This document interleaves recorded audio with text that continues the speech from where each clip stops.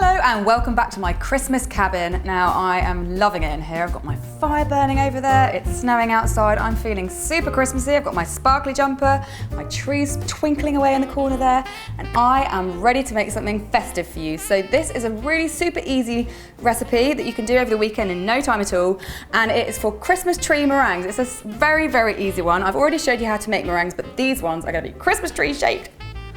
Now these Christmas tree meringues are perfect decorations for layer cakes or cupcakes, but they're also quite nice just to eat on their own. And the first thing you need to do when you make meringues is to make sure your bowl and your whisk is completely grease-free, and I'm going to do that by wiping it with some vinegar.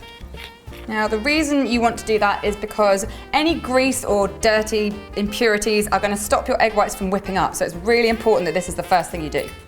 Now the second rule to making meringues is to have 2 parts sugar to 1 part egg. So I've weighed my eggs already. I'm using 3 egg whites and that came to 120 grams. So I've got 240 grams of caster sugar. And I'm going to start by putting my eggs into my whisking bowl.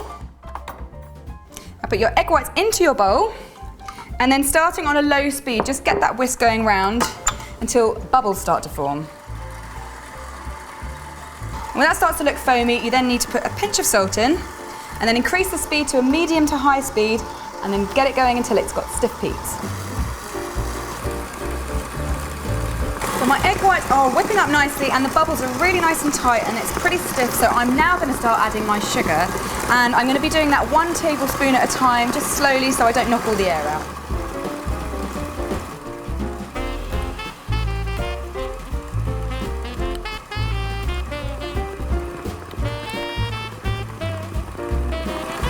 Once all your sugar's in, you just then need to let it do its thing, whisking away until all the grains of sugar have disappeared.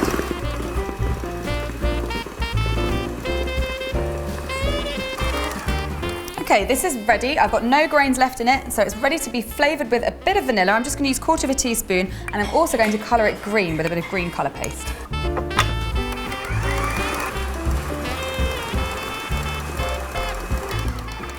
That is ready. So I'm going to get a bit more green into the mix by painting the inside of my piping bag with a little bit more of the green colour paste, just to give it a bit more depth.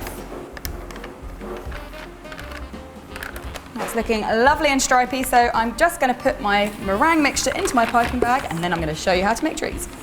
Now, as usual, I'm going to stick the corners of my baking paper down with a little bit of meringue. That'll stop it flapping about in the oven.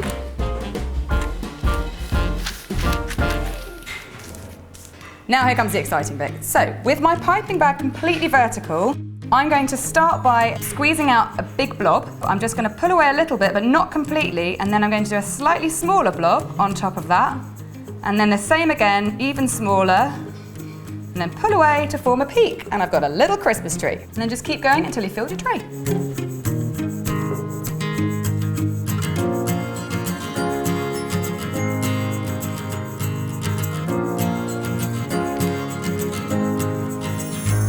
That's my forest of Christmas trees growing on their little tray, but they are not decorated yet, and that's where these bowls come in. So I've got some pretty sprinkles, different colour ones, little stars. I've also got these really cool gold stars, which I'm going to put on the top of all of them. Now I just need to give them baubles and lights in the form of sprinkles. And lastly, a sprinkle of Christmas glitter. Now, because we bake meringues at quite a low temperature, we don't have to worry about any of these sprinkles going brown or anything like that. So I'm now going to bake these at 90 degrees C for half an hour. After half an hour, I'm just going to pull them off the paper, and if they come away cleanly, I'm going to turn the oven off and let them cool inside the oven. If they're not ready to come out, just give them an extra couple of minutes before you do that. There you go, a little forest of decorated Christmas tree meringues ready to just eat, or you can put them on cupcakes like I've done here, or on a big layer cake. They're really versatile. And don't forget, I've got lots more recipes up my sleeve for the Christmas period, so make sure you don't miss any of them by clicking on the little notification bell down there, and then you'll get an email every time I upload. So I will see you on Thursday for another festive bake. Bye.